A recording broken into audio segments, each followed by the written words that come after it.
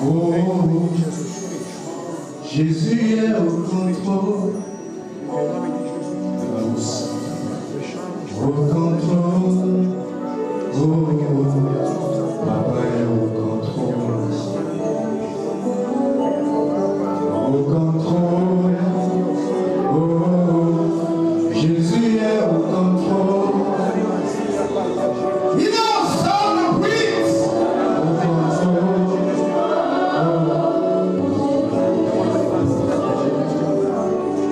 Ça veut dire quand je marche dans la vallée de l'ombre de la mort, je ne crains aucun mal. Ta houlette et ton bâton me rassurent. Il dit même si la mer tombait contre moi, je serai malgré cela plein de confiance parce que tu es avec moi, parce que tu es avec nous, Seigneur. Tu es avec l'Église de la voix de l'Éternel.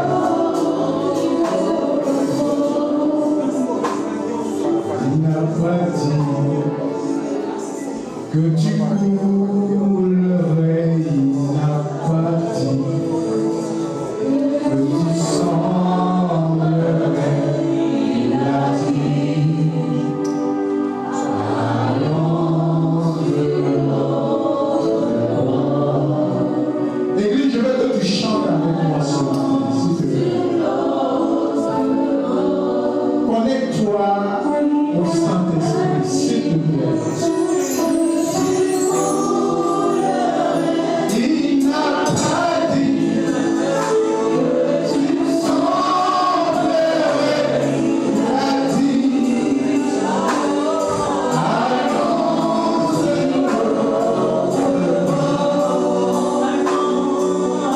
l'autre bord.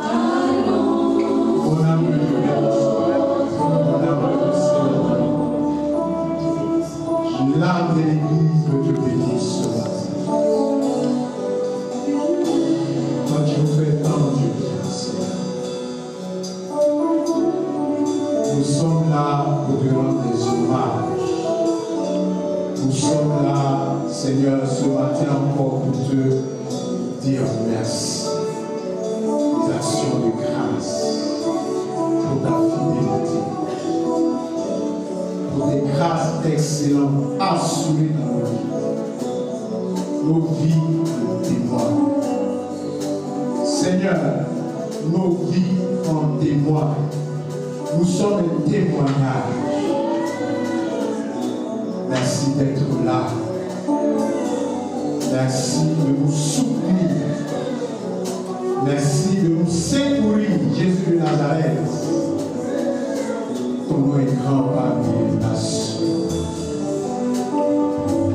Du levant du soleil jusqu'au couchant ou jusqu'au coucher, ton nom est célébré, adoré, acclamé par les nations.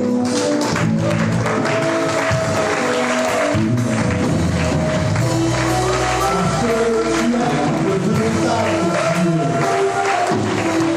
En dehors de toi, il n'y a pas de Dieu. Tu es Seigneur,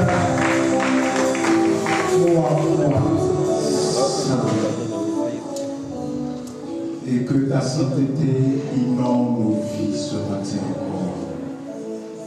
Est-ce que quelqu'un peut acclamer Jésus à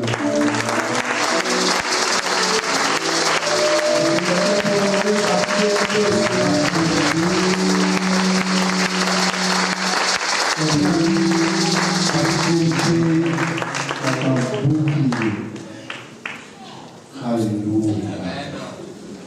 Sa fidélité est un bouclier, est une cuirasse. Jérémie pouvait dire, ô Dieu, que ta fidélité est grande. Que ta fidélité est grande. Tu es fidèle. Tu es un Dieu fidèle. Tu n'es pas un homme pour mentir, ni un fils d'homme pour te repentir. Ce que ta bouche déclare, ta main l'accomplit toujours. Qu'est-ce que nous pouvons t'offrir ce matin encore, Seigneur? C'est le fruit de nos lèvres. C'est juste de la reconnaissance pour tout ce que tu fais. Merci, Papa. Merci. Merci. Nos vies sont à toi. Nous sommes, Seigneur, ton ouvrage. Et a été créé pour des bonnes choses que tu as préparées d'avance, afin que nous les pratiquions. Merci. Mon cœur est dans la joie, bien-aimé, ce matin encore. De me tenir là devant toi, c'est juste une grâce. C'est une grâce. Alléluia. Nous avons trouvé grâce à ses yeux ce matin. Et il a bien voulu nous conduire dans sa présence pour nous faire du bien. Il te fera du bien. Est-ce que tu es convaincu que Jésus te fera du bien ce matin? Si tu es convaincu, acclame Jésus.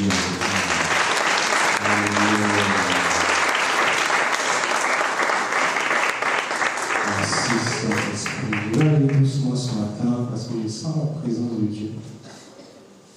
Je veux que Dieu te visite de là où tu es. C'est pour ça que je veux que tu sois connecté avec moi. On va partir quelque part ce matin. Parce que ton Dieu a décidé de te couronner. La Bible dit quand il envoie son année, il couronne son année de bien, de bénédiction en grand nombre. Et la Bible dit sur la tête du juge, il y a beaucoup de bénédictions.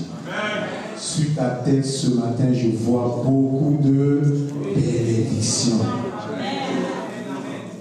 Alléluia. Même s'il fait noir dehors, toi, tu es la lumière qui éclaire le noir dehors. Tu n'as pas compris. Alléluia. Jésus est tout. Il est tout. Et c'est pour ça, avant de partir, il a dit, tout est accompli. Tout est accompli. Voyez, nous rentrons dans l'atmosphère de Jésus. C'est comme à l'église de la voix de l'Éternel, nous venons juste pour entrer dans l'atmosphère de l'église. Est-ce que vous comprenez? la meilleure et la plus grande bénédiction, c'est l'atmosphère. Alléluia. C'est l'atmosphère. Le lieu où tu sers Dieu. Le lieu où tu viens rencontrer ton Dieu. C'est de là que le Seigneur, alléluia, ouvre les portes. Alléluia. L'atmosphère. J'aime l'atmosphère de cette église. Voyez, on ne met pas les pieds n'importe où. On ne s'associe pas à n'importe qui. Alléluia. On s'associe à celui qui a ce qu'on appelle l'onction. Alléluia. Il a la prééminence. Il a la distinction. Je veux que tous ensemble on se lève et qu'on acclame pour notre papa, le pasteur Joseph. Alléluia. C'était un grand homme. Je peux te le confirmer. C'était un grand homme. Alléluia. Voyez, je peux me mettre ici matin, midi, soir, je vais le prêcher. Voyez, je vais le prêcher. Pourquoi je dois le prêcher?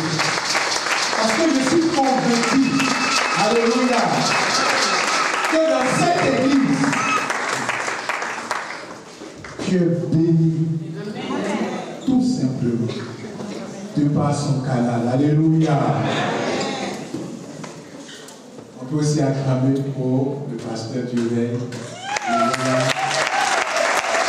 Alléluia. Le prédicateur de la parole. Alléluia de Dieu. Tu es béni ici dans la voix de l'Éternel. Tu ne peux pas imaginer que tu es béni. Alors, ce matin, je vais partager quelque chose avec toi.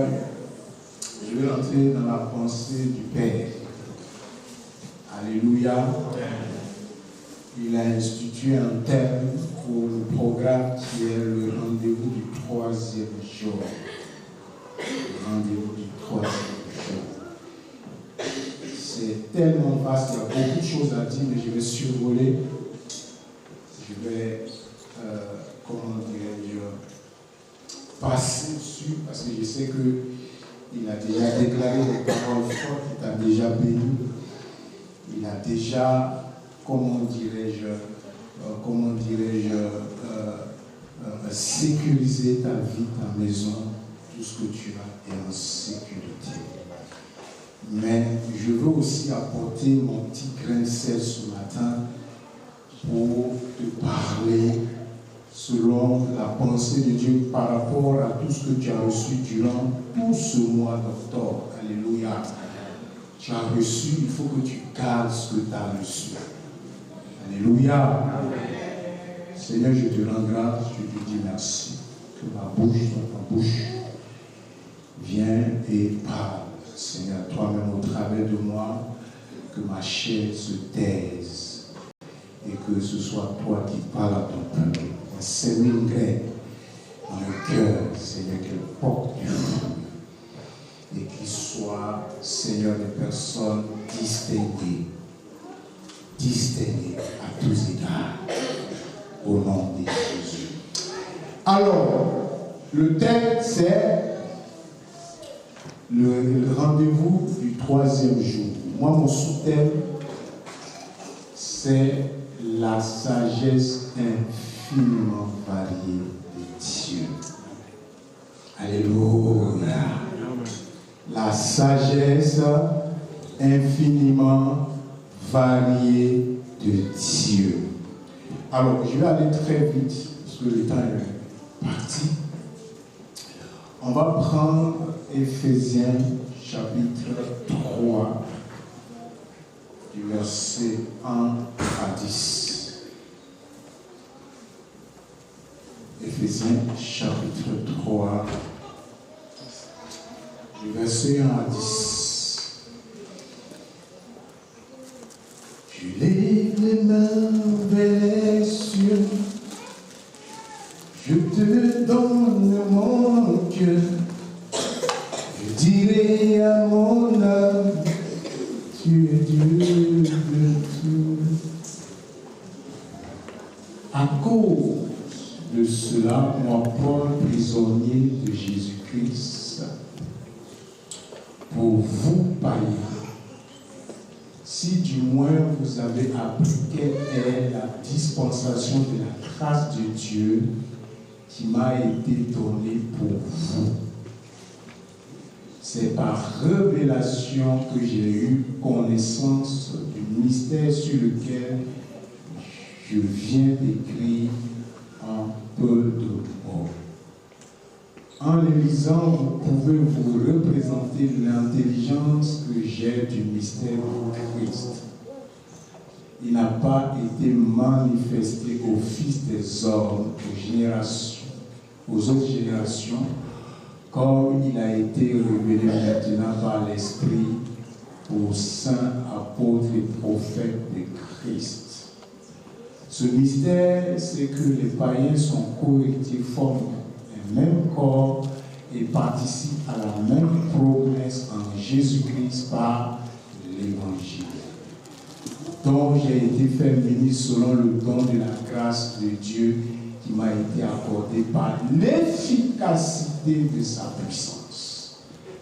À moi qui suis le moindre de tous les saints, cette grâce a été accordée d'annoncer aux païens les richesses incompréhensibles de Christ. Ça devient intéressant. Et de mettre en lumière quelle est la dispensation du mystère caché de tout temps en Dieu qui a créé toutes choses afin que les dominations, les autorités dans les lieux célestes connaissent aujourd'hui par l'Église la sagesse infiniment variée de Dieu. Je vais m'arrêter là, je ne vais pas commenter, je vais revenir, alléluia, à la fin pour te faire comprendre quelque chose. Alors, je vais parler de la sagesse. Je vais parler de sagesse. C'est quoi la sagesse? Je vais aller doucement ce matin. La sagesse, par définition, c'est la modération et la prudence dans la conduite, ou encore omniscience, discernement parfait entre le bien et le mal, ou encore bonté infinie.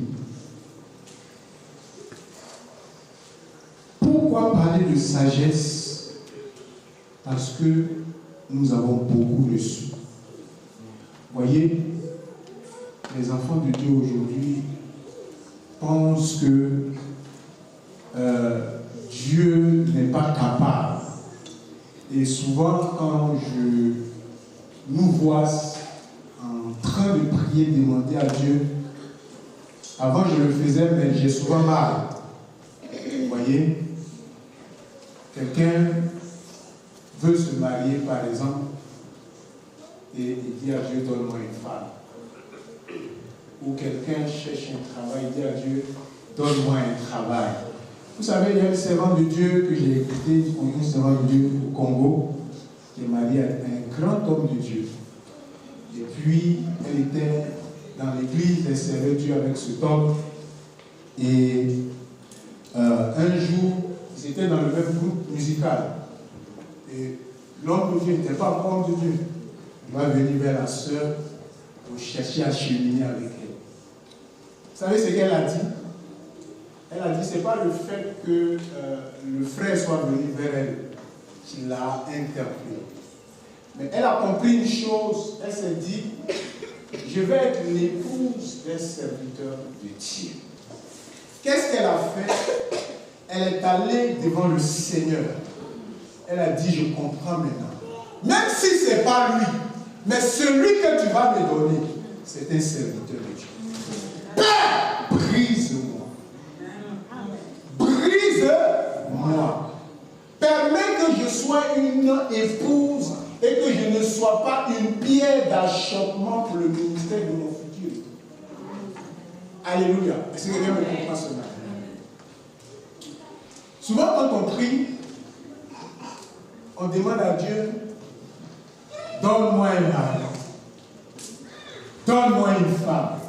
Ce n'est pas une chose difficile pour Dieu à te donner. C'est facile pour Dieu. Dieu peut te donner le mari, Dieu peut te donner la femme, Dieu peut te donner la maison, Dieu peut te donner l'argent, Dieu peut tout te donner, mais tu peux perdre cela à peine avoir reçu ce que Dieu vient de te donner. Est-ce que quelqu'un m'entend?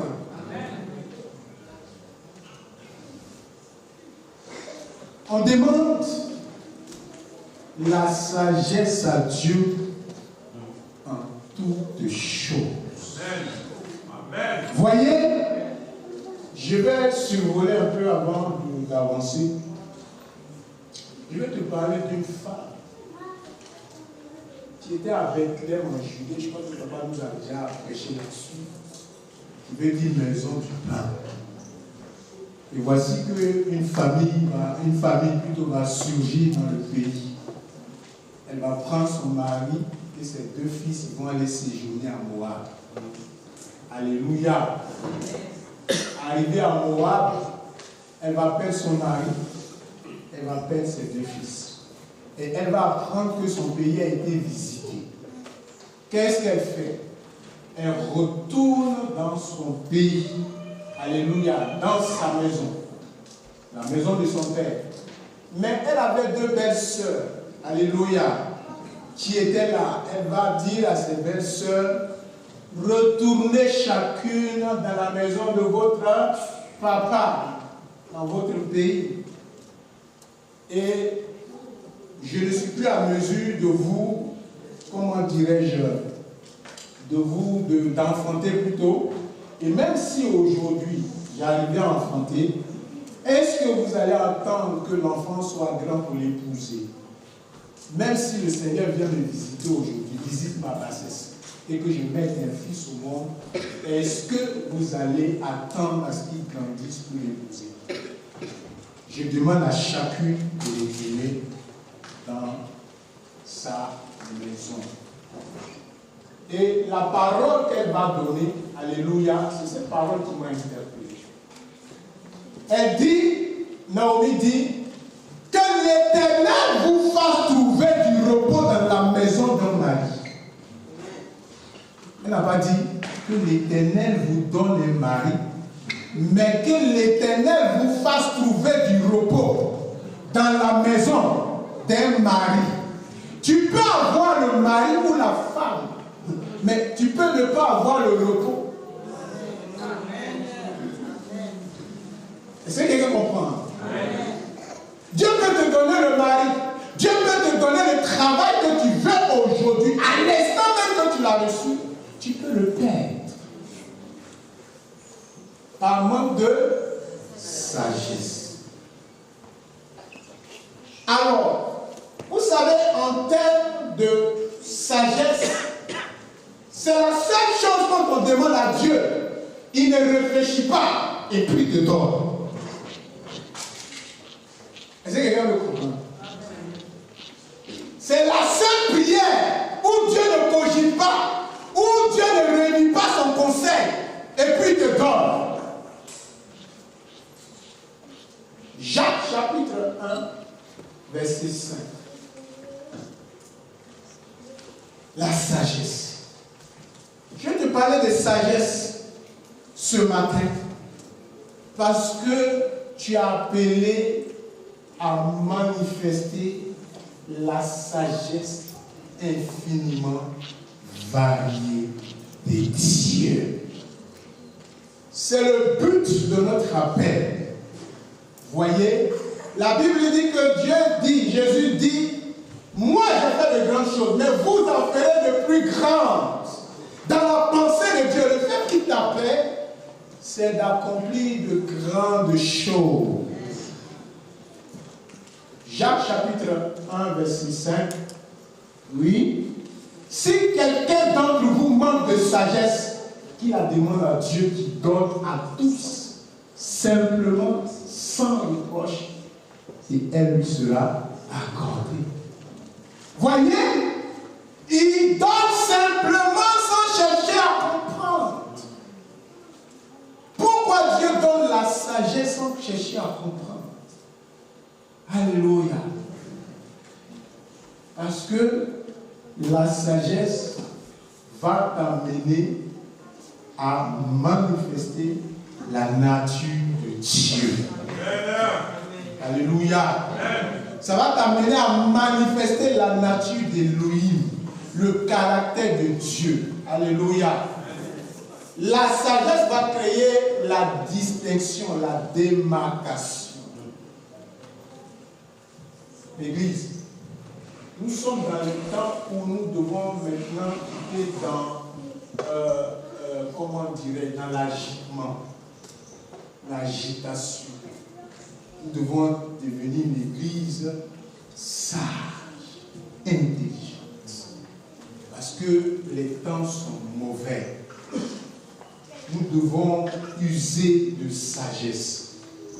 Alors, il dit, si quelqu'un manque de sagesse, est-ce qu'ici il dit, si quelqu'un manque l'argent, si quelqu'un manque une voiture, si quelqu'un manque une femme, si quelqu'un manque un enfant, mais il commence par la sagesse. Pourquoi? Parce qu'elle est capitale. Elle est capitale. Elle est importante pour ton avancement, pour ta croissance, pour ton évolution et pour manifester Dieu. Alléluia. Dieu lui-même, parce qu'il ne peut pas parler de sagesse si lui-même n'a pas commencé par la sagesse. Est-ce que vous comprenez? Il parle de sagesse et il nous donne la sagesse parce que lui-même il a commencé, il a fondé toutes choses par la sagesse. Pour que tu puisses avancer, pour que tu puisses régner, pour que tu puisses dominer. Voyez, je me suis posé la question, on va arriver là, où Salomon va faire quelque chose. Il va poser un acte. Et l'acte va toucher le cœur d'Élohim, va toucher le cœur de Dieu. Et Dieu va lui poser la question de savoir, mon fils, qu'est-ce que tu veux? Demande-moi tout ce que tu veux. Si c'était à notre temps, l'église d'aujourd'hui, faut tuer le sorcier là d'abord. Faut couper sa tête, faut briser sa nuque. Voyez? Or, je vais arriver là, je suis en train de partir. Seigneur, tue-le pour que j'avance. Souvent, c'est ta maman. Souvent, c'est ton papa. Imagine, toi, tu es au paradis. Parce qu'on dit qu'il y a une fosse entre le paradis et l'enfer. Donc, toi, tu es au paradis, et puis tu vois ta maman en enfer. Seras-tu content? Seras-tu à l'aise? Voyez, comment nous manquons de sagesse même dans la prière. Voyez, je suis en train de partir quelque part. Je ne sais pas si tu me suis, tu suis la pensée dans laquelle je veux terminer.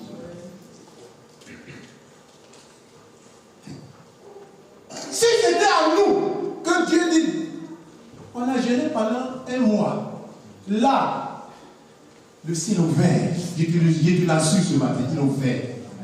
Dieu dit, là maintenant, demande-moi tout ce que tu veux. Qu'est-ce que tu vas demander à Dieu? Tue mes ennemis! Tue les sorciers de ma famille! Tue celui-là qui m'empêche d'évoluer! Oh, il est là pour voir la gloire de Dieu manifeste. Il est là pour raconter la gloire de Dieu dans ta vie. Si tu le tues, parce que tu peux le tuer, tu as le pouvoir, tu as l'autorité, tu as la puissance. Mais il ne verra pas ce que Dieu aura fait de ta vie. Il ne verra pas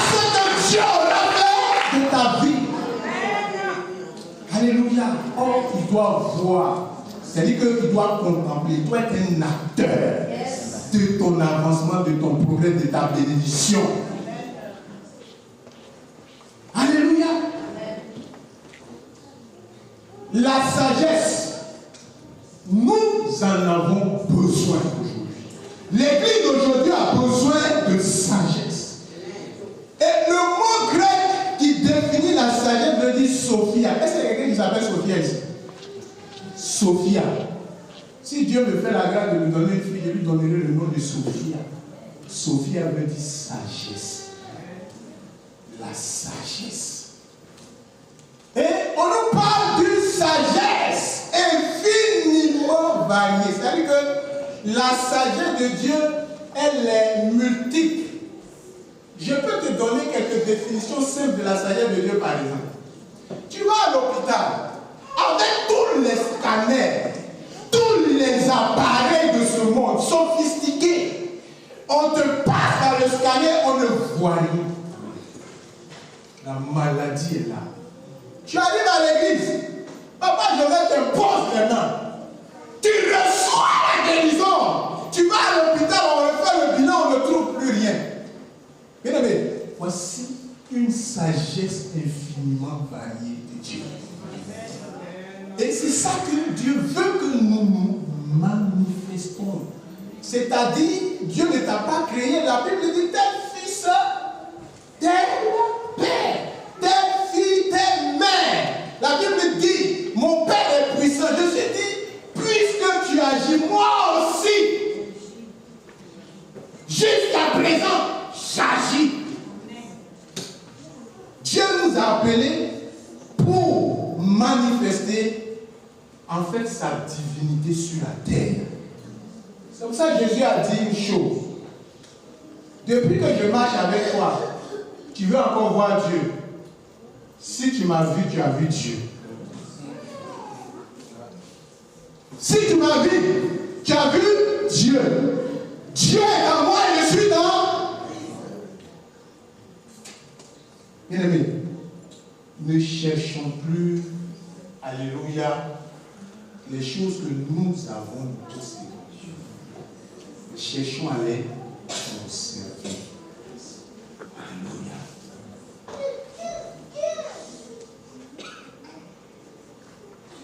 Il a dit, si quelqu'un manque de sagesse, il a demandé à Dieu qu'il donne simplement et sans reproche. Dieu ne va même pas réfléchir parce que c'est ça qui va faire que tu vas avancer. Tu vas matérialiser Dieu. Alors, je vais relever un premier point concernant la sagesse de Dieu.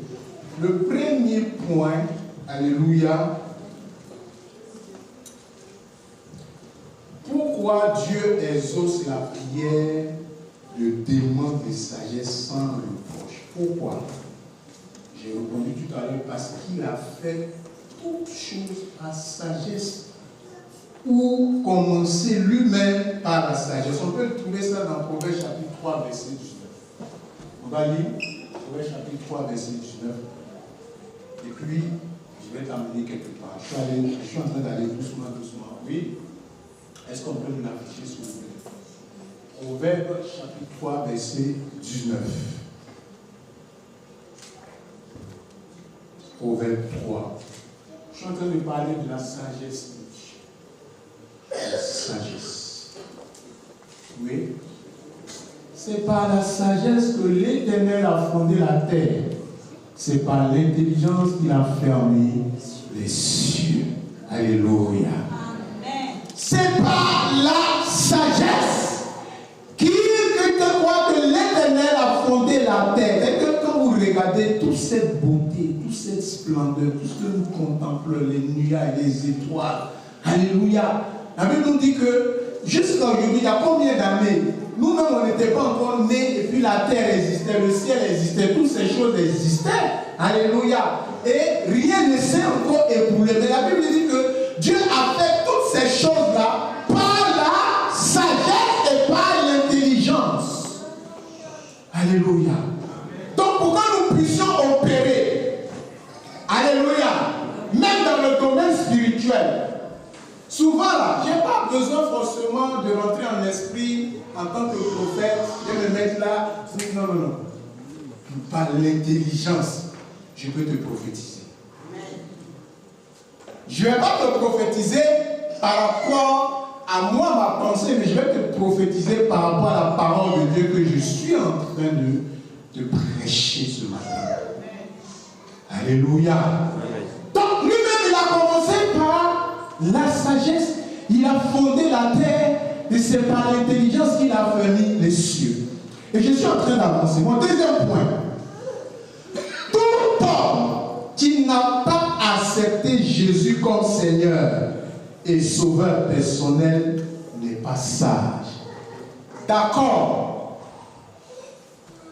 Tu me diras, mais les gens qui sont dans le monde, on les appelle les sages, les intelligents de ce monde. J'en viens, mais je suis en train d'introduire. Voyez, il y a des erreurs qu'on a faites par le passé que je ne veux plus refaire et je ne veux pas que le temps est tellement... La Bible dit d'acheter le temps quand les jours sont mauvais. Voyez, qui va prêcher? Il va gagner combien? 3000 âmes. Et les gens vont venir vers lui. Ils vont dire, oh de Dieu, qu'est-ce qu'on doit faire? Alléluia. Amen. Vous pouvez trouver ça dans Actes chapitre 3, verset 19. Il dit, repentez-vous, convertissez-vous. Ça dit qu'une fois que tu n'es pas converti, tu ne t'es pas repenti et tu ne t'es pas converti, jamais il ne te viendra des temps de rafraîchissement. Jésus-Christ est la base, alléluia, dans la vie chrétienne. Avant même de composer avec Dieu, avant de traiter avec Dieu, avant de recevoir de Dieu, avant de recevoir, je ne sais pas, la pluie, le soleil, la lune, je ne sais pas, les dispensations qui sont dans l'année, dans le mois, dans le jour, dans le soleil. Il faut d'abord et avant tout accepter Jésus-Christ comme Seigneur et Sauveur personnel à part. Sinon, on est en train de perdre le temps. Alléluia. On perd le temps. Tu veux discuter, tu veux parler avec Dieu, tu veux bénéficier des grâces excellentes. Il faut d'abord que tu acceptes Jésus. En ce moment-là, on peut traiter. Voyez? Donc, voici l'une des premières sagesses en tant qu'enfant de Dieu que nous devons exercer. Chercher à accepter Christ. Parce que la Bible dit, celui qui n'a pas le Fils de Dieu n'a pas là. Celui qui a le Fils de Dieu a là. Si je n'ai pas Jésus, je le suis. Je peux être intelligent. Je peux avoir une sagesse. Je ne sais pas, cette sagesse qu'on appelle la sagesse terrestre. Cette sagesse qu'on appelle la sagesse humaine. Mais cette sagesse, elle n'est pas pure. Parce qu'elle n'a pas Jésus. Alléluia. Je peux même construire des avions. Je peux même construire des bateaux. Je peux construire ce qu'il faut construire. Je dis, je peux être le premier dans la technologie. Mais si je n'ai pas Christ, ma sagesse, mon intelligence, ma connaissance n'est pas pure. Jésus est là. Je suis en train d'avancer. Alléluia. On peut le lire dans Jérémie chapitre 9, versets 23 à 24. Je pose les bases pour que tu comprennes doucement, doucement. Et je vais te parler de la sagesse infiniment variée de Dieu. Jérémie. Ainsi parle l'Éternel, que le sage ne se glorifie pas de sa sagesse, que le fort ne se glorifie pas de sa force, que le riche ne se glorifie pas de sa richesse. Alléluia. Mais que celui qui veut se glorifie d'avoir l'intelligence de quoi? De me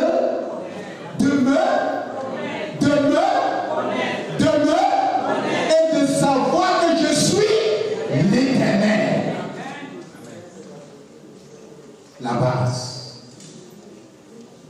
C'est pour ça que quelqu'un a dit c'est des raisonneurs, des discoureurs. Alléluia. Tu peux avoir toute cette intelligence. Pour ceux qui vont à l'école, pour ceux qui ont fait des grandes études, c'est beau, c'est bien, c'est bon. Mais sans Jésus, Sans Jésus, tu n'es pas un bon intellectuel. Le bon intellectuel, c'est celui qui est intellectuel et qui a Jésus de Nazareth. La base, alléluia. La base. Alors, que je suis l'Éternel qui exerce quoi? La bonté, le droit, la justice sur la terre. Car c'est à cela que je prends plaisir, dit l'Éternel.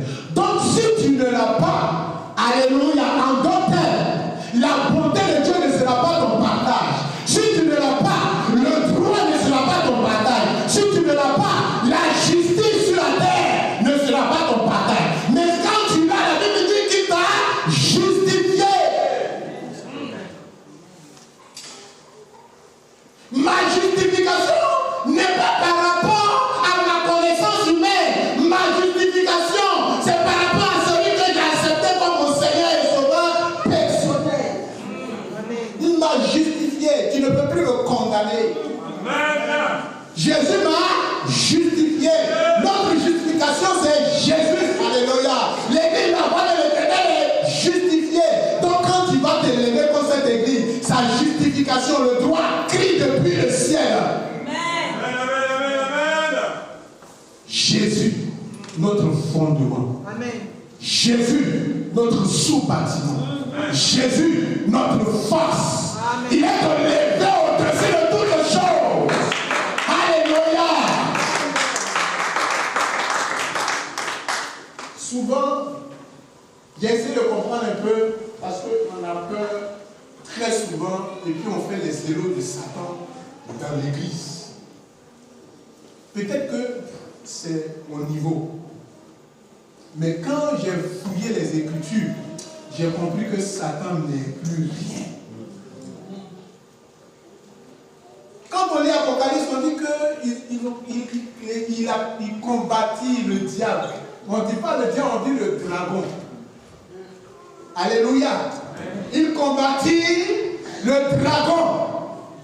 Alléluia. Et sa place ne fut plus trouvée. C'est-à-dire qu'il n'est plus ange. Il est devenu un animal. Sur la terre ici, là, c'est un animal. Or, moi, Dieu m'a donné la domination. C'est pour ça que le mystère ou le rendez-vous du troisième jour est important. Quand tu lis le troisième jour, c'est-à-dire que selon Jérémie chapitre 1, il faut aller à partir du verset 11, si vous voulez, on va le lire. La Bible dit, c'est là que Dieu a commencé à produire. C'est-à-dire que le troisième jour arrive à amener la production dans ta vie. Le troisième jour amène la sémence de Dieu dans ta vie. Le troisième jour, Jésus est ressuscité. Il a planté en toi une sémence incorruptible que plus jamais personne ne pourra t'arracher. Le rendez-vous du troisième jour, c'est pour t'apporter la productivité. Le rendez-vous du troisième jour, c'est pour t'apporter une sémence incorruptible. Alléluia. C'est pour ça qu'il allait dans les régions inférieures de la terre. Il allait prendre les clés de la vie. Il dit, c'est moi qui tiens les clés de la mort et du séjour des morts. Tu crains la mort, mais c'est ton papa qui tient les clés. C'est lui qui décide. Il a le pouvoir de décision. Toute décision, tout dernier mot lui revient. Alléluia. Si Jésus n'a pas décidé, même si quelqu'un a décidé, parce que tu l'as accepté, parce qu'il est ta part, parce qu'il est en ton fondement, rien ne t'arrivera.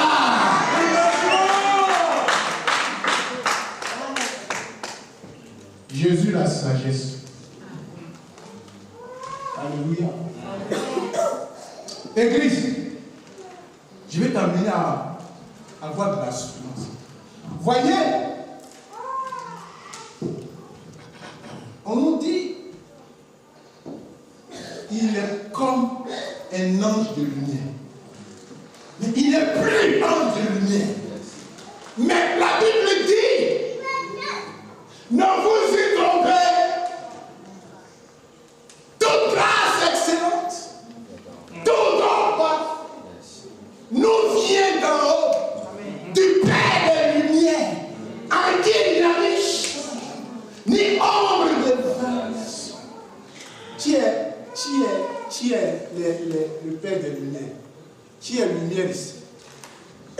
C'est toi maintenant qui es porteur de lumière. Satan n'a plus de lumière. Satan, c'est les ténèbres. C'est pour ça que quand il arrive dans ta vie, Jésus, la lumière est là. Sur toi. La Bible dit sur toi. Isaïe 60. Jésus, la lumière s'élève. C'est-à-dire que ne craignons plus, mais soyons sages. Alléluia. Soyons sages et intelligents. Je vais aller plus loin avec toi. Je veux te donner ta mission sur la terre. Pourquoi tu es là?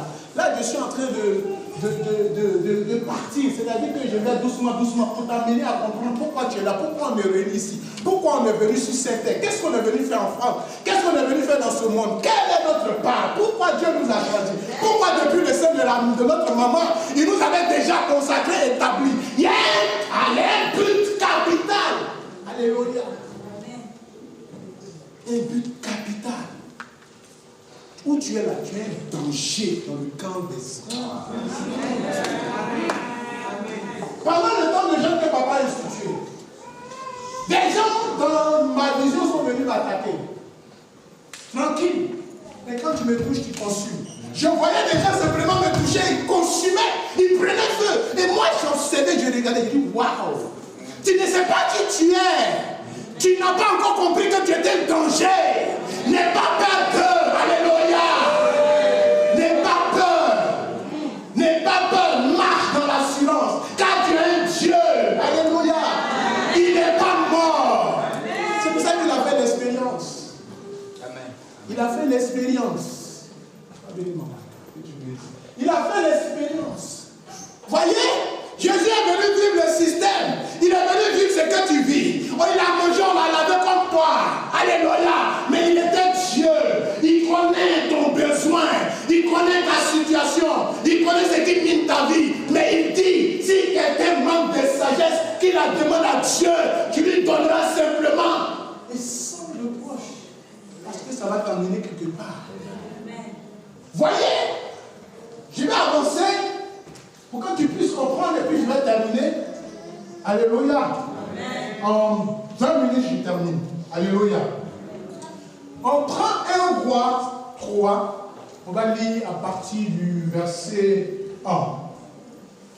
L'histoire de Salomon.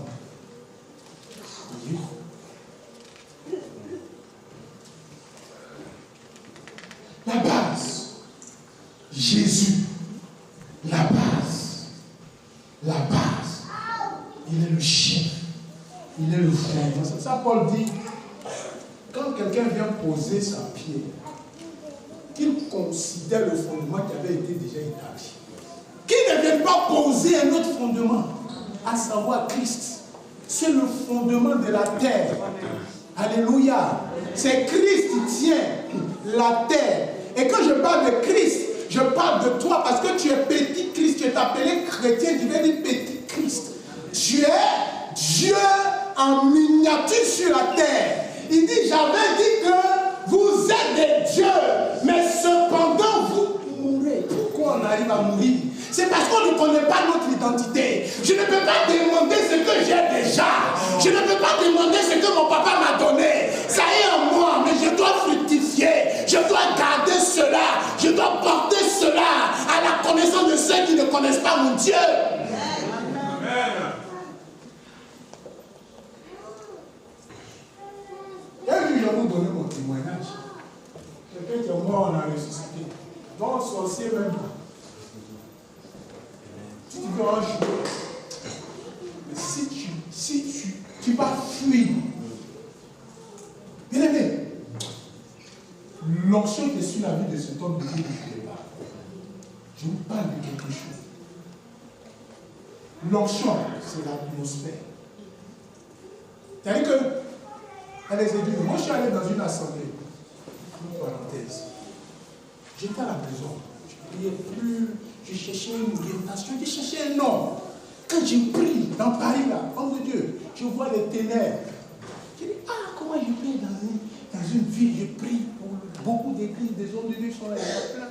Mais quand je prie dans mon esprit, c'est les ténèbres que je vois. Et un jour, Dieu ouvre mon esprit, me montre ce don.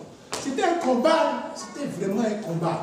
Mais j'ai compris que ma bénédiction, l'homme de Dieu a parlé, j'ai dit le jour viendra, vous allez, moi je n'aime pas raconter, vous allez vivre ça. C'est-à-dire qu'il y a des témoignages, j'ai dit que la bénédiction de Dieu, il y a des moments où la bénédiction te parle et tu parles à la bénédiction. La bénédiction, ce n'est pas quelque chose qu'on raconte. Mais la Bible dit que c'est un monument perpétuel. C'est-à-dire les enfants de tes enfants. La bénédiction, c'est comme un tableau qu'on met dans une maison que tout le monde vient regarder. Est-ce que vous comprenez? Et je prie. Et je vois dans Paris, c'est le noir. Et Dieu m'oriente d'un seul temps. Mais avant de venir, souvent quand tu es là, tu brûles, tu as envie de prier. C'est-à-dire avoir un groupe, être avec certaines personnes. Et je me suis amusé à aller dans une assemblée. Quand je suis rentré chez moi, bien aimé, j'ai failli vomir tous mes entrailles. Je suis tombé malade, j'ai vomi. Je n'avais pas mangé, je n'avais rien bu. Mais le fait de mettre mon pied dans un endroit où il n'y a pas Jésus, c'est-à-dire que l'infection est rentrée. C'est pour ça que je te dis, fais attention de là où tu mets tes pieds. Fais attention avec qui tu avec qui tu t'accommodes. Alléluia. Les choses sont spirituelles, c'est très très dangereux. Ta croissance fait partie de l'atmosphère de quelqu'un qui est béni. Tu n'as pas forcément besoin de faire des combats parce que tu es dans la bonne terre. Et quand tu vas poser, alléluia, ta graine dans cette terre, elle va germer, elle va porter du fruit et des fruits.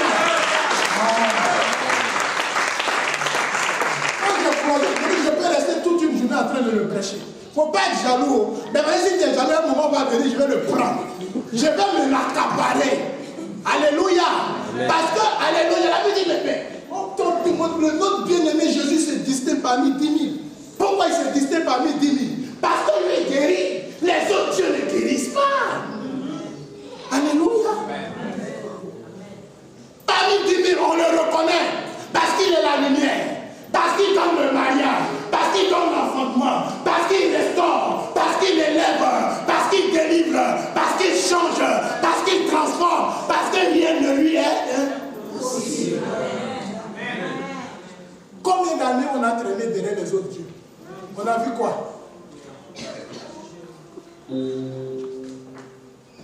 J'avance.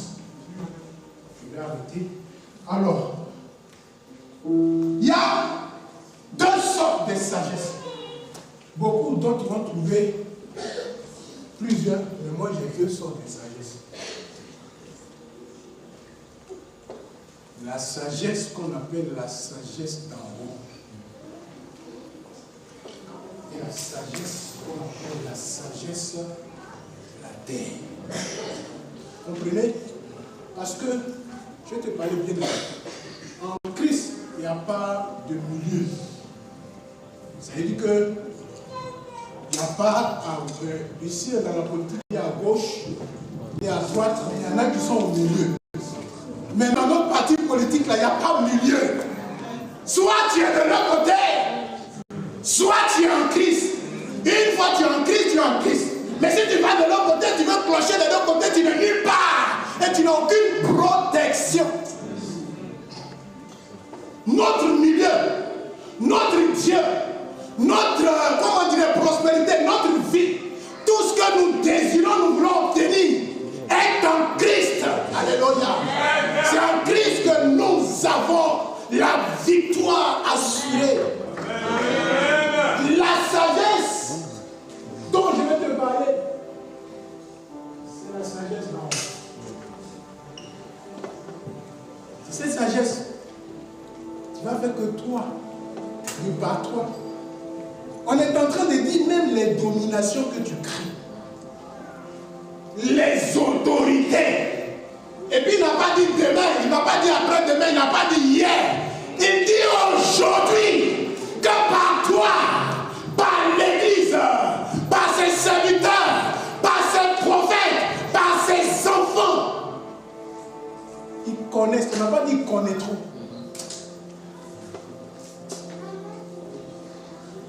Ça m'a délivré. C'est-à-dire que ça m'a délivré.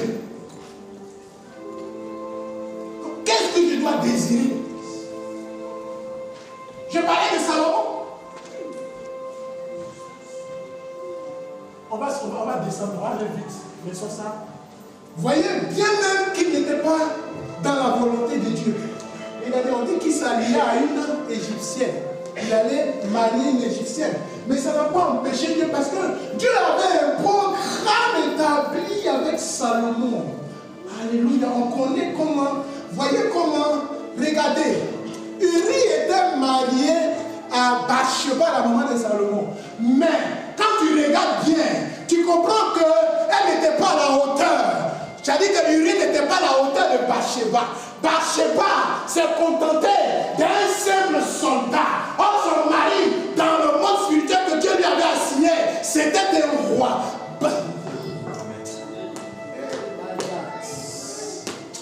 Je prie que Dieu te donne le bon mari. L'homme de ta destinée. Dieu va créer une circonstance pour que David tombe dans le péché. Pourquoi? Parce que le péché de roi aussi c'est un enseignement. Dieu permet, Dieu ordonne, Dieu permet. La Bible dit rien n'arrive aux enfants de Dieu si Dieu ne le. Mais c'est pour ton enseignement, il ne faut pas trop te moquer. Parce que ça t'amène à marcher dans la sagesse.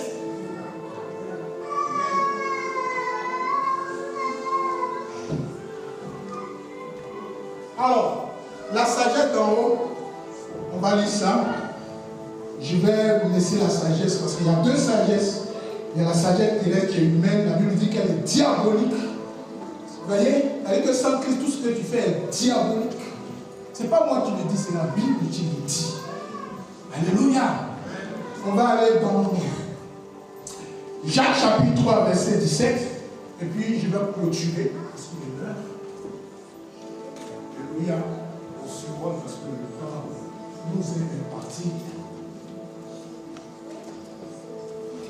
Jacques chapitre 3, verset 17 à 18. La sagesse d'abord, on nous dit quoi? Elle est premièrement, elle est quoi? Elle est pure. Alléluia. Deuxièmement, ensuite elle est pacifique. Alléluia. Troisièmement, elle est conciliante. C'est-à-dire que peu importe ce que tu fais, Jésus fera tout pour te garder. Il mettra tout en œuvre, puisque tu es son enfant. Parce qu'il sait que celui qui a mis la main sur toi, s'il n'y a pas plus fort que lui, alléluia, il ne te lâchera jamais. Mais comme lui est plus fort, il ira et il te retirera de la main de celui qui tient ta famille, je ne sais pas, qui tient tes biens, qui tient ta santé, qui tient ton mariage, qui tient ton avancement, qui tient ton progrès. Entre ses mains, Jésus ira parce que Jésus est l'homme fort. Alléluia. Il est le tout-puissant Dieu. Conciliant, plein de miséricorde, de bons fruits, exempt de duplicité et d'hypocrisie. Voyez la sagesse. Quelqu'un qui est sage, il n'y a pas double jeu. C'est-à-dire que c'est pour ça que moi j'aime les hommes qui sont. Moi je préfère que tu me dises la vérité. Que de me cajoler, de me mettre la pommade et puis derrière, tu vas aller raconter des choses dans mon dos. Alléluia. Je préfère que tu me dises, ça va me blesser. Parce que c'est ça qui va m'amener à changer. Quand je vais rentrer dans ma chambre, je vais pleurer. Et commencer à changer de mentalité. La métanoïa de Dieu va commencer à rentrer dans mon esprit pour que je puisse changer. Mais une sagesse, comme la sagesse que nous voyons dans les médias, je ne vais pas toucher ça. Elle n'est même pas conciliante. Alléluia. Vous voyez ce qui se passe. Elle n'est même pas pacifique. C'est-à-dire que quand tu commences à rentrer dans la sagesse humaine, souvent tu te poses la question. Vous voyez, je vais vous parler un peu de mon pays. Quelqu'un, il y a les prophètes là-bas qui prophétisent. C'est-à-dire que même Dieu, même dans la prophétie, la justice de Dieu est au-dessus de la prophétie. C'est-à-dire que quelqu'un t'a volé, il t'a détruit. Il n'y a pas de prophétie. Dieu va venir d'abord rétablir sa justice.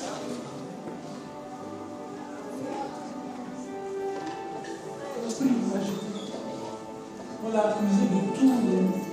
Après une heure, il a dit, c'est pas bon. Si c'est pas moi, c'est qui? Vous voyez?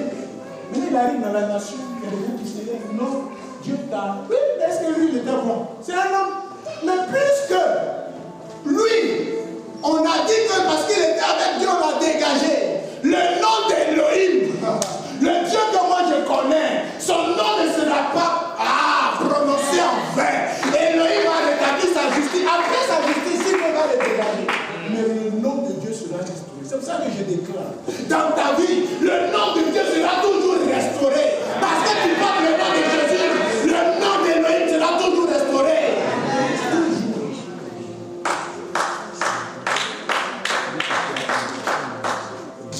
Dieu, il dit, il nous a fiancés par la justice, la miséricorde. Dieu est d'abord miséricordieux. J'ai fini. La sagesse d'en haut et la sagesse terrestre qu'on appelle la sagesse humaine. Alléluia. Amen.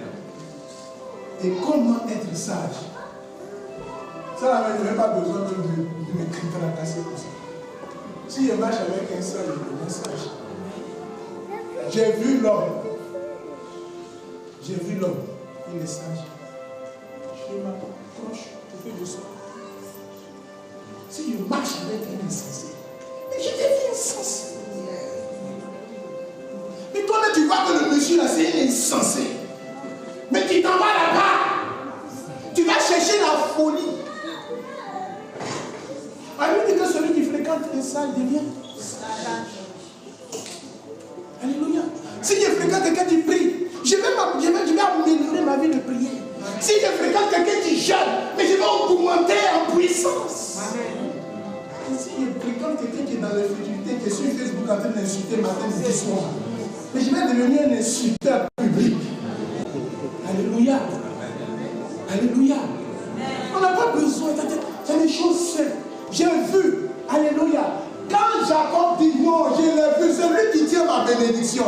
C'est lui qui tient ma destinée en main. C'est lui qui tient mon élévation en main. Je ne le laisserai pas t'être main béni. Tu vois l'homme qui a ta bénédiction. Tu vois l'homme qui a ta bénédiction. Et puis tu le laisses partir. Tu vois l'église où il y a la bénédiction. Et puis tu la côtoies, tu t'en vas vers les faux.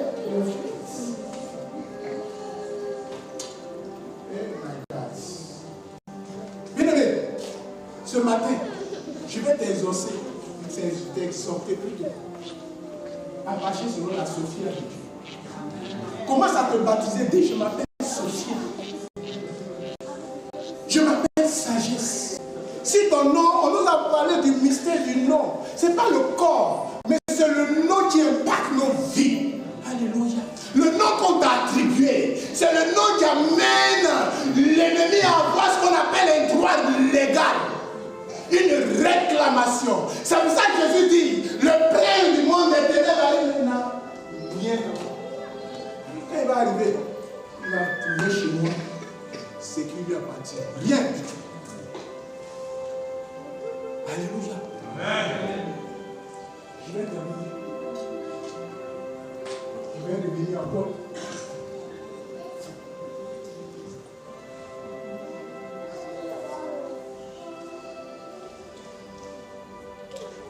Deuxième mot, pas que je suis moi parce que c'est important. Si tu côtoies les sages, tu deviens sage. Proverbe chapitre 1, partie du verset 1. La sagesse aussi, c'est l'écoute.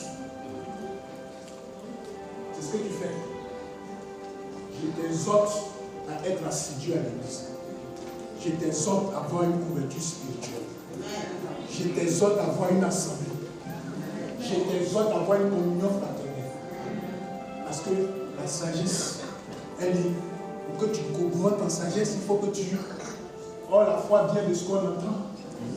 Et ce qu'on entend vient de quoi? La parole d'Élohim de Dieu. Proverbe de Salomon, fils de David, roi d'Israël, oui. S'il te plaît. Pour connaître la sagesse, l'instruction, pour comprendre les paroles de l'intelligence.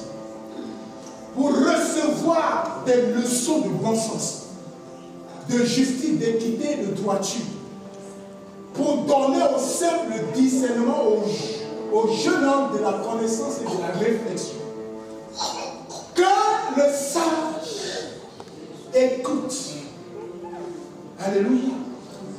Il augmente en savoir. C'est-à-dire que ce que tu fais tous les dimanches, les vendredis, tu vas augmenter en savoir. Parce que la Bible dit mon peuple périt parce qu'il lui manque de la sagesse. Parce que la sagesse, c'est la connaissance. Or, si tu augmentes, tu connais Satan. Parce qu'il est rusé. Il va venir comme un ange de lumière ou lui-même. C'est un dragon. Il rampe, il marche sous lui. Il n'est plus rien. C'est un usurpateur, c'est un voleur, c'est un menteur. Est-ce que vous comprenez? Il va acquérir l'habileté. Et ceux qui sont allés à l'école, l'habileté, quelqu'un qui est habile. Alléluia. Amen. Oui, pour saisir le sens du proverbe ou d'une ligne des paroles des sages et de leur on laisse tomber. Maintenant, je reviens à Ephésiens 3. On va aller juste le verset 10 et je vais m'arrêter là. Je clôture. Ephésiens chapitre 3, verset 10. Nous te bénissons, Elohim. C'est bon, je vais finir là dans 2 minutes. Afin que les dominations, les autorités, dans les lieux célestes, connaissent aujourd'hui par l'Église la sagesse infiniment variée de Dieu. Dieu t'a choisi tout simplement pour que les dominations, les esprits méchants dans les lieux célestes, par toi, connaissent la sagesse infiniment. C'est-à-dire qu'ils vont voir les sagesses et les sagesses de Dieu. Le problème, c'est que nous, on a peur de cette domination de ces autorités. Or, c'est par nous qu'ils connaissent aujourd'hui, on n'a pas dit demain, maintenant, c'est car les lots. Aujourd'hui, la sagesse infiniment variée de Dieu, ils vont connaître, c'est-à-dire que pour un Jésus a 4 faces. Il a 4 dimensions de manifestation. Souvent, quand le sorcier vient contre toi, dans la peau d'un chien, tu te mets dans la peau de qui? Dans la peau d'un taureau. Sagesse infiniment variée de Dieu. Alléluia. Quand c'est un homme que tu vois son visage, tu deviens toi aussi le fils de l'homme. Quand tu viens dans la peau d'un oiseau, tu te mets dans la peau de l'aigle. Alléluia. Amen. Et quand il vient vers toi, avec notre esprit d'animal, tu es le lion de la tribu.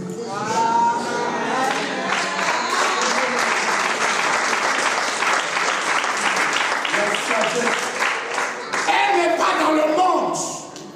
Elle n'est pas dans les discours de ce siècle. Elle n'est pas dans la connaissance humaine. Mais elle réside dans l'église. Elle réside en toi. Elle est avec toi. Cette sagesse, personne ne peut la connaître parce qu'ils n'ont pas l'esprit. Mais toi, tu as l'esprit de Dieu. Donc c'est par toi que les dominations, que les autorités, que les principautés, que les esprits méchants dans les lieux célestes, par l'église de l'enfant de l'Éternel, connaîtra la sagesse infiniment variée de Dieu. Dieu t'a placé au-dessous, comme lui-même au-dessus. La Bible dit il nous a arrachés de ce présent siècle mauvais. Il nous a transportés avec lui. L'église a une position élevée. Tu as une position élevée. Ne te minimise pas. Ne te dévalorise pas. Sois serein, c'est moi-même qui le ferai. Le rendez-vous du 3e jour. Alors, je vais prier pour toi, pour que ta production soit évidente. On peut voir, on peut percevoir, mais souvent on le touche. Je veux que tu touches, que tu montres ce que tu as reçu, comme l'homme de Dieu a montré ce qu'il a reçu. Et que la sémence de Dieu demeure avec toi. La sémence de Dieu, c'est son esprit. La sémence de Dieu, c'est l'onction. L'onction paye la dette. L'onction libère, l'onction brise le joug. Tu vas te lever avec moi.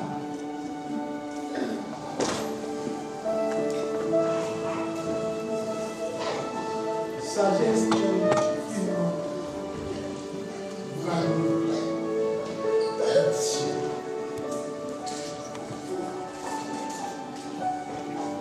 pendant que les chants que Dieu vous fasse monter encore et encore, que la visitation de Dieu soit votre partage. Dieu m'a dit, j'étais là. Il dit, voici le temps un souffle.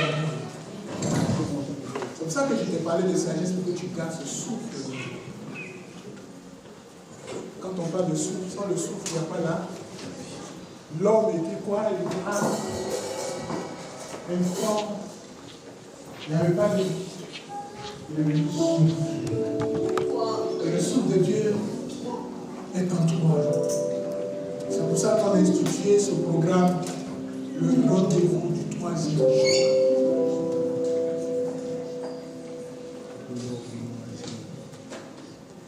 On peut aller. Je vous laisse. Merci. Je sais que vous avez l'esprit. Alléluia. Avec que je termine.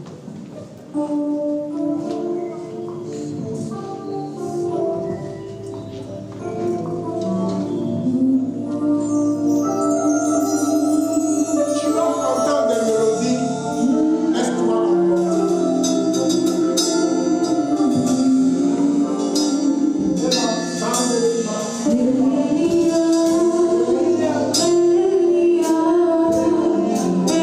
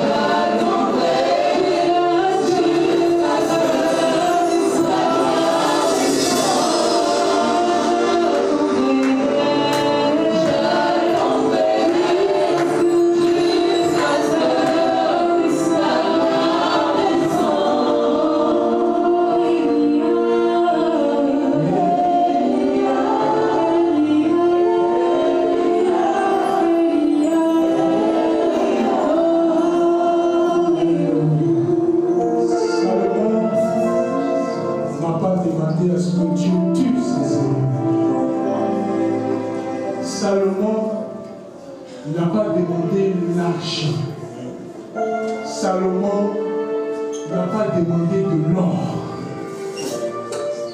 Mais Salomon a reconnu quelque chose qui m'a interpellé. Il dit, tu es en train de me responsabiliser. Sur un troupeau énorme, innombrable, on ne peut dénombrer. Pour ce fait, je prie que tu me donnes l'intelligence et la sagesse.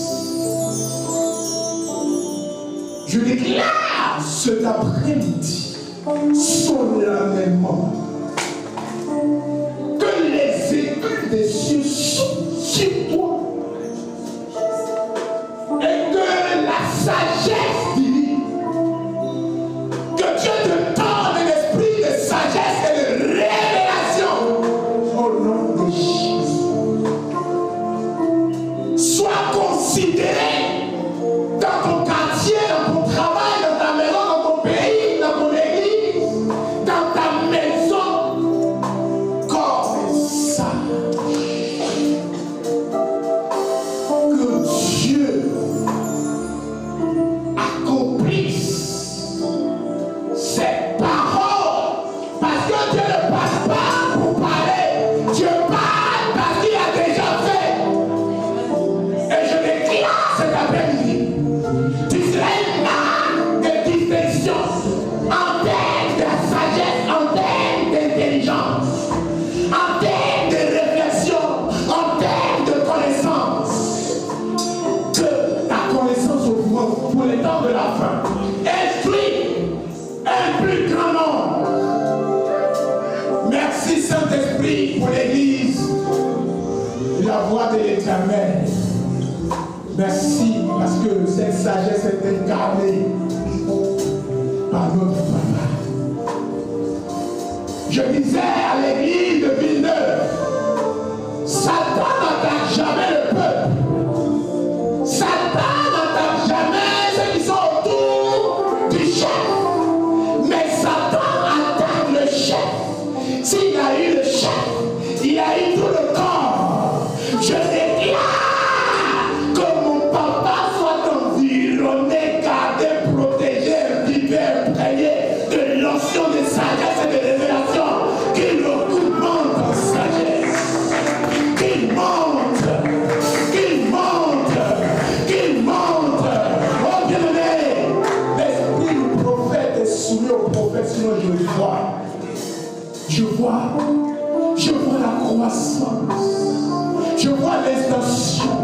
Je crois que papa on a déjà parlé des multiples fils, mais je vois des fils et des fils. Je vois l'enfantement. Je vois des voyages. Je vois des déblocages. Je vois papa. Dieu est élevé en celui. Il me dit, je suis la sécurité de serviteur. Et je suis avec toi. Je suis. L'heure est venue où tu verras ma gloire. Longtemps tu avais entendu parler, mais aujourd'hui, les dominations, l'ancien que je t'avais donné au départ, où les paralytiques marchaient, où les sourds entendaient, où les boiteux voyaient la gloire, la puissance de Dieu. Cette onction vient doublement encore sur toi. Tu n'auras plus besoin même de poser les mains, mais ta présence, dans ta présence, je vois des esprits méchants capituler. Je te pose le micro. Je bénis l'église de la voix de l'Éternel. Je la rends, c'est ton œuvre de distinction et de démarcation dans les nations. Je vois une église d'esprit, une église de sagesse et de révélation. Merci Père pour cette grâce, merci pour ce programme, merci pour ces bénédictions en grand nombre, merci pour ces richesses que tu déverses en ce lieu. Merci pour ta grâce, merci pour ta faveur. Au nom de Jésus.